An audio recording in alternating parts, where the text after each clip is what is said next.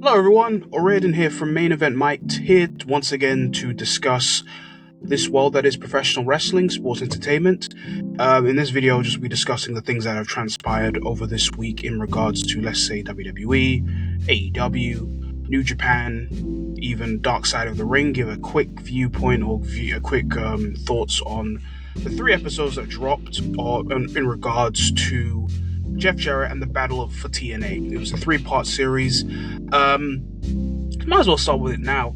I thought the series overall, or the 3 episodes, I think if you have a good knowledge of what happened in terms of Jeff Jarrett, his career, his pursuit to go for TNA and make TNA a different company, an alternative, especially when he got fired on screen. Well, not on screen, when he wasn't even available there.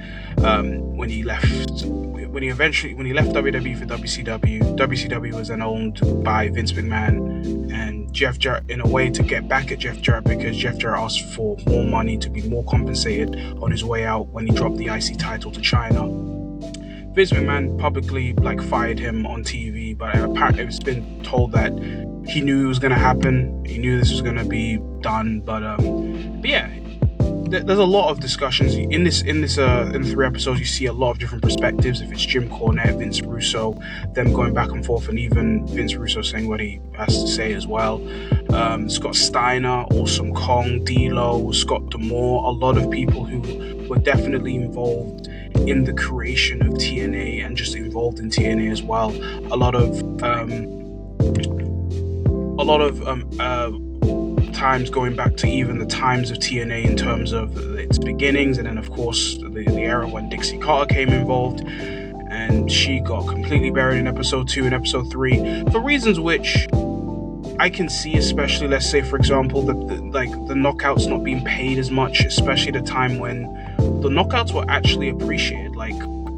It came at a time where TNA were the company that was actually treating the women's division like a women's division. I won't say like it's the men's, but like the men's, but in a way that they treat it seriously.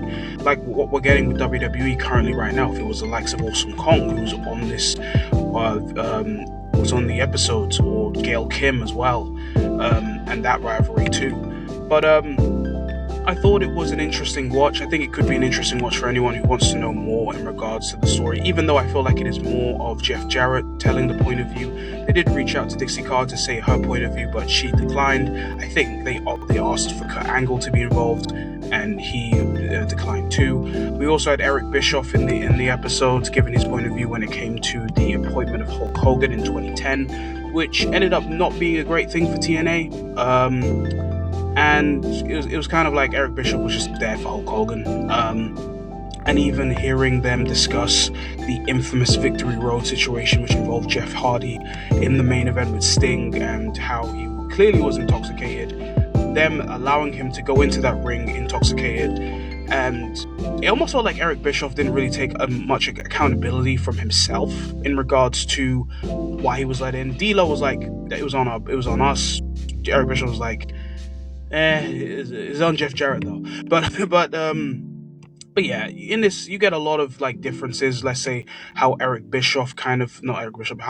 Vince Russo saw wrestling, which he still sees to this day, which I don't fully agree with, or Jim Cornette, or even Jeff Jarrett's father, who was part of the ownership and the creations of TNA. But overall, it was a intriguing watch, definitely from Jeff Jarrett's point of view. But for anyone who wants to watch Dark Side of the Ring or care to watch it, I'll definitely recommend. Let's get to Monday Night Raw. We started Monday Night Raw with a promo with Oba Femi and Brock Lesnar, as we are continuing their 3rd and potentially final match into SummerSlam inside Hell in a Cell. And Oba Femi gave a great promo, but I think the one thing that kind of sticks out is Oba Femi's reasoning of why he let go of his opportunity for either the world title or the WWE title. I think this is something that is going to potentially be on Oba Femi until he wins a championship. But I think it's and this goes back to one of the recordings or one of the episodes that I gave my thoughts on, that even though he said in this promo that the reason why I didn't choose to go for the championship is because I know that you would cost me anyway, it makes me to think, why go into the King of the Ring? Because WWE have this thing where they kind of control the rules. They make the rules of what things needs to be done. But once they break the rules or go against the rules, then it's like, what is the point? The reason of the King of the Ring and the Queen of the Ring is that the winner gets an opportunity for the championship at SummerSlam. That is something that WWE heavily pushed all the time. Look at Io Sky, she's challenging Liv Morgan for the title at SummerSlam. They advertise that, they push that, and Oba Femi's not doing it. Will Oba Femi be a world champion? I hope so. But I think this brings a little bit of a writing headache for the writers and the creative, and it kind of shows my issues and problems with the creative at time, because it almost seems like Oba Femi has just given up his opportunity for the title. Do I see Oba Femi chasing activating his tail shot? Hopefully he does, but if he is somewhat kind of relinquished it, then it's almost like, what was the point of you being in the King of the Ring? That could have went to someone else. It could have went to Seth Rollins, who is about to face Roman Reigns for the world title. You know, it just kind of leaves a bit of a mess, and it kind of once again goes against the rules of what you made this tournament to be. This is not me trying to be harsh or just be like whatever for whatever's sakes. It's just to be honest. Like, you can't say let's switch off your brain when you want people to be invested in stories that are, let's say, long term, or you want people to be completely emotionally invested in. It doesn't really work like that. I feel like that is still kind of something that is going to irk not Oba Femi, but really just the creative process. For example, we had this issue not too long ago. WrestleMania 40 main event. Cody Rhodes was going to relinquish his opportunity so that The Rock could face Roman Reigns. They were literally about to do this, but the crowd said, nah, we don't want this. They literally did this not too long ago, and they're doing it here with Oba Femi. So I think while the choice of saying, oh, I'm gonna not take it because I think Brock Lesnar was gonna cost me anyway. Brock Lesnar could have costed this in any of the qualifying matches that you're in. You could have done it the week after. You could have done it in the semi-finals. You could have done it in the final. He probably shouldn't have been in the tournament. But that is just kind of my opinion on that. But let me know your thoughts on Oba Femi's decision. I mean, it's something that I think is still going to be on, and it'll be interesting to see how WWE follow this up. Does he get an immediate opportunity straight off the SummerSlam? Does he instead just go into the Royal Rumble and we just completely forget that it ever existed, like the John Cena Classic? But yeah, it's just another thing that's a bit odd. But I think the promo overall was good. The segment was effective. Oba Femi just beat up some policemen and everyone else, and it was a very effective segment. Io Sky defeated Roxanne Perez in a decent match. We had the Vision involved with Akira Tozawa and Otis, where Otis was seemingly going to confess his love to Maxine Dupree, even though I don't think they really have showcased that throughout the whole time that she was in Alpha Academy. But it was then the Vision beating up Otis and Akira Tozawa, Maxine Dupree doing a fake out where it allowed Austin Theory to beat up Otis. After this segment, Paul Heyman was like, this group is doing so well. It's not. This group is doing so well that why should I be here anyway? The Vision is literally Judgment Day 2.0. And sure, WWE is going to give it time for Austin Theory and Maxine Dupree to be something right now. I will just continue to keep saying it. I feel sorry for Bron Breakker. It's also been reported, and well, take this with a pinch of salt because it's been reported by Ibu that apparently Bron Breakker isn't happy with the current creative that's going on his way, especially where he isn't on this whole group. And now with the fact that Paul Heyman is potentially leaving the group and mostly focusing on Brock Lesnar, kind of tells it. Just want to check something here. I think it's cool. Look, the Vision, it's a group that's been plagued with so many injuries. Like what's happened to Bron Breakker, happened to Bronson Reed, what happened to Seth Rollins at the beginning. But this group is literally the Judgment Day. Like, when you look at the Judgment Day's creation, it started with Edge as a main event angle with Damian Priest and Rhea Ripley. only for their eventual leader to be moved out of the group or excommunicated from the group, for them to just form into a different style than what they originally became. And it's the same thing with the Vision, originally created by Seth Rollins and Paul Heyman as a serious main event group with the likes of Bron Breakker, Bronson Reed, only for their leader Seth Rollins to be excommunicated from the group and then to become this new group which do not feel like main eventers.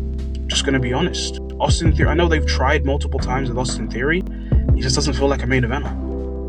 I see that WWE are trying something with him to be potentially this new star, whatnot. But ever since he came into the Vision, and ever since that very anticlimactic and underwhelming reveal that he was the person that attacked and was one of the black hoodie gang that Triple H loves to use, he's just kind of been the character. Of course, he's going to get heel heat for what they did to Otis because people love Otis. So this angle, we'll see how it goes. I think it will probably lead to a tag team title match at SummerSlam. So, yeah, I mean, it gives Otis and Akira Tozawa some time. They've kind of been looked at as lower mid-card wrestlers, but yeah, they'll have their time. In the Sun, Jimmy Uso faced Royce Keys in a match which kind of underwhelming. I kind of feel like they don't really have the best of chemistry with each other, but it sets up a 6-man tag where LA Knight now has some reinforcements against the Bloodline in the likes of Royce Keys and Solo Sikoa, who's I've been moving like a babyface, to be fair. So that should be, to be fair, I thought this would be on a Saturday Night Main Event, but this is going to be on SummerSlam. But Fairs, we had a promo with Bayley and Lyra Valkyria. I would say a really good performance from Lyra Valkyria. I do think they did a fine job making their points, and with these two wrestling at Saturday Night Main Event, I think it is a good chance that we could see maybe Lyra get the sneak victory, but yeah, we'll see. We had the Intercontinental title gauntlet match, which I thought was good overall, with Chad Gable getting the victory. I was happy that he won it.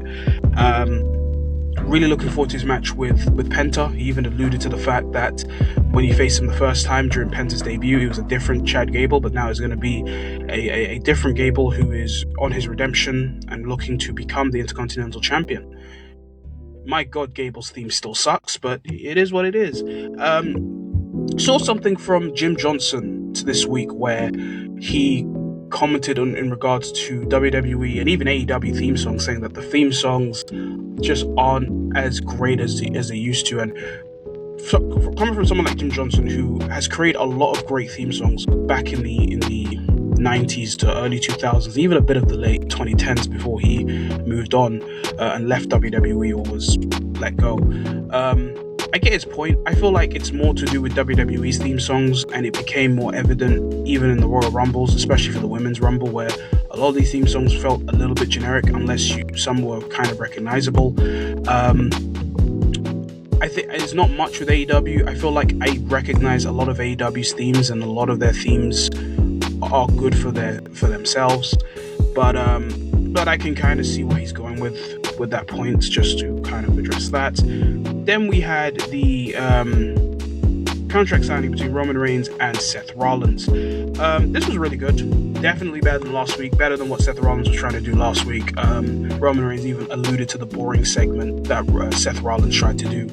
And yeah, I really enjoyed this segment. Roman Reigns came with some lines at Seth Rollins when Seth Rollins was trying to go at Roman Reigns. He's saying, like, Roman said to Seth, if you were to win the world title, what are you going to do if you get injured again? Or to the loots of, if you really think you're the top guy, why do you need a Money in the Bank briefcase to become a champion? And he's saying that you always will be a number 2 and I will always be a number 1.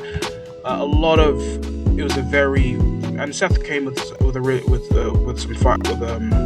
comebacks as well. The promo ended with Seth, of course, having the upper hand, hitting a pedigree and a curb stomp to get the advantage. But yeah, this was a very effective contract signing / promo, and Seth, of course, getting the upper edge here. But yeah, I liked it. I thought Raw was pretty decent this week, and yeah, that is how we will discuss on Monday Night Raw. Quickly, we'll give my thoughts on the New Japan G1 Climax, which started last Saturday in Chicago. We started with the first batch of matches. I thought this was overall a good show. Overall, for the first one, it was a good show. The matches I would recommend is Zack Sabre Jr. versus Shota Umino. I thought that was a really good first match. Unfortunately, after a few days after this, we heard that Shota Umino will no longer be in the G1 Climax due to suffering an injury. So it has ruled him out for the rest of the tournament. So hopefully for a speedy recovery for him. And another match that I really enjoyed was actually Konosuke Takeshita versus Yota Tsuji in the main event. These two had an incredible match earlier on at Wrestle Kingdom in January, and they continue to have one here as well.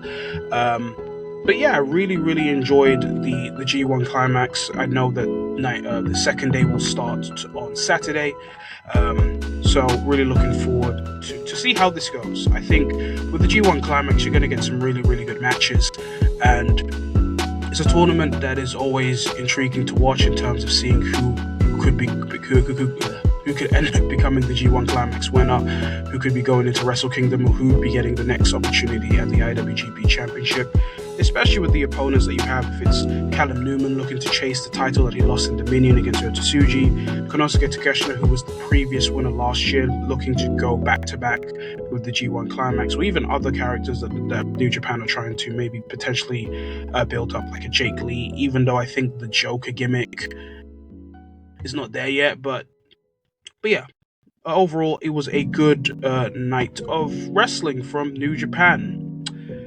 Next up, before we go into AEW, it's with breaking news. WWE have announced a PLE, which will be, I don't think it's going to be a PLE. I think it's just going to be just an event, a live streaming event. So WWE and AAA will have their Worlds Collide show on September 26th, 2026, the exact same day as AEW All Out.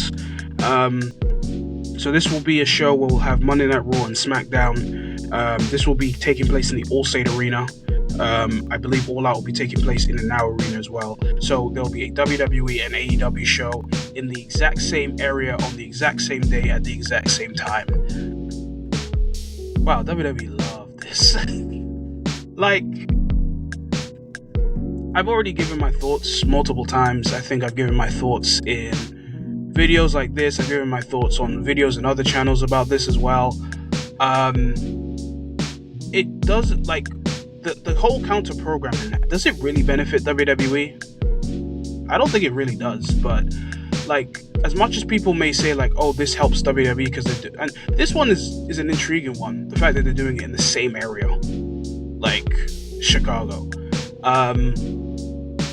It's just like we've seen this happen multiple times. I even think Tony Khan enjoys this, to be fair. He enjoys the whole counter programming thing because it brings attention to AEW. I think the argument that people say like, oh, WWE don't focus on AEW, like, come on. We have All In, where they have 3 WWE, I think 2 or 3 WWE shows where they're going to be at the exact same time, UK times, as All In. Like, come on, man. But yeah, not really shocked. I think when you do this counter programming, it's just going to bring comparisons. And when I mean comparisons to the quality of the show. Last year they did this with WrestlePalooza, where they stacked the show with John Cena, Brock Lesnar, the return of AJ Lee, CM Punk, Seth Rollins, Becky Lynch. And All Out was still the better pay-per-view, you know? I left that weekend feeling like All Out was the better show.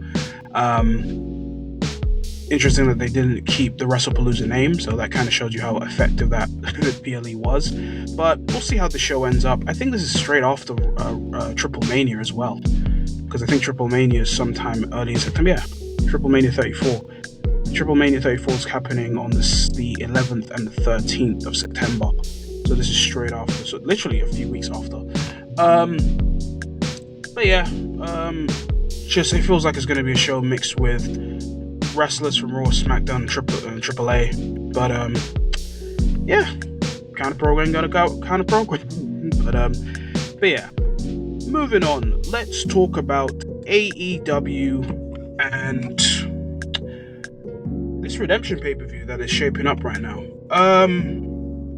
AEW Dynamite took place, and Same thing, decent show, nothing too crazy. I think the matches that stood out was the Cal Fletcher versus Commander match. I thought that was really good. Commander hit one of the craziest um, um, Canadian destroyers I've ever seen in my head. Like, that was just a smooth Canadian destroyer. But I wanted to talk more about the AEW Redemption card and probably.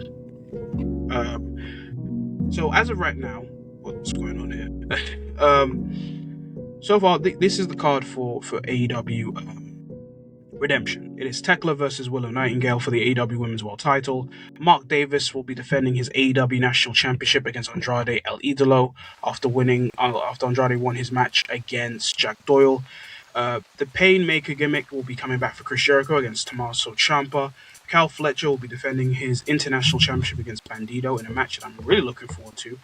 And Cope and Christian will defend their tag team titles against the Death Riders. And Kenny Omega, the brand new AEW World Champion, will defend his title in his hometown. Well, is it his hometown, Chicago? Well, he's from Winnipeg. But he'll be defending it against the TNT champion, Kevin Knight. I will be honest, this isn't the strongest AEW pay-per-view ever. This kind of makes me feel like this is a special episode of Dynamite. I'll start with what could potentially be the main event, Kenny Omega versus Kevin Knight. If there was a reason for MJF to move the date much closer, then it's understandable. I kind of feel like with Kevin Knight, since he's had this heel turn, since he's been having this push, it's been a bit of a mixed bag. I think in ring he's great.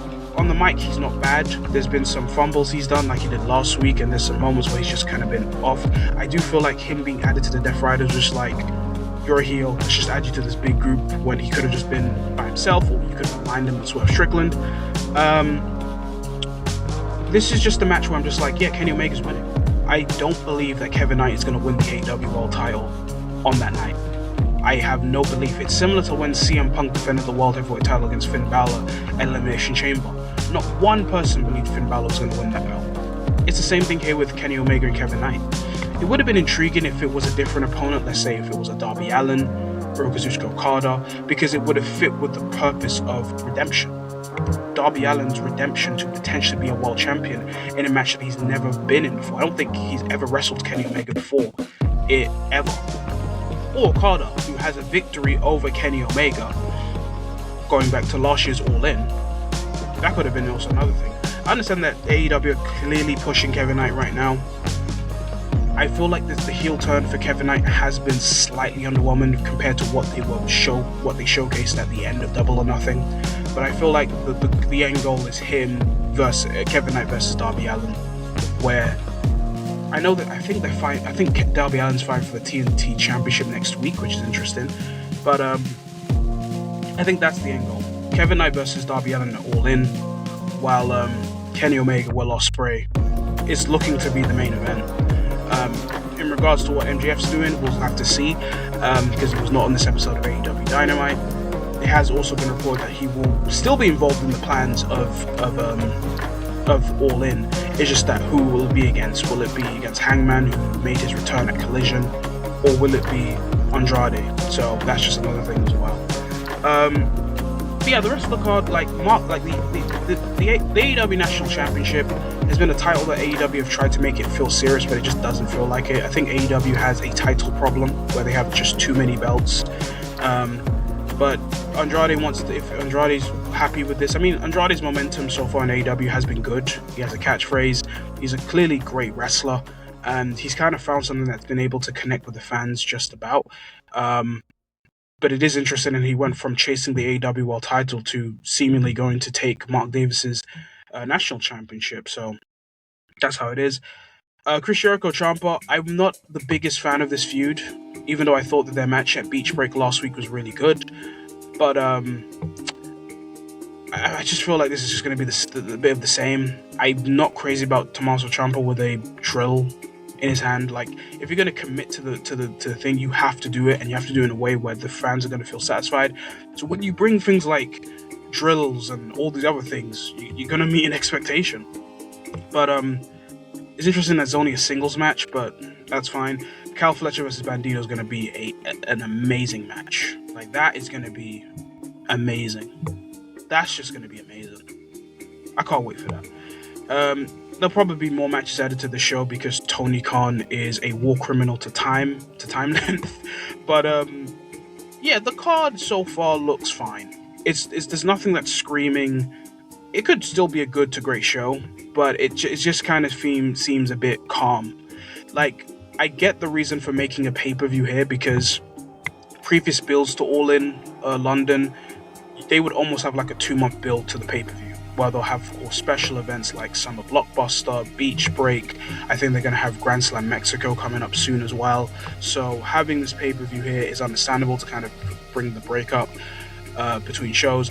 But I do feel like there could be potentially a wasted opportunity with the utilization of the Redemption pay-per-view for potentially Kenny Omega's first opponent, where it feels like it could have been Darby Allin, could have been Kenny Omega, could have been Okada, I should say, but it chose a different opponent.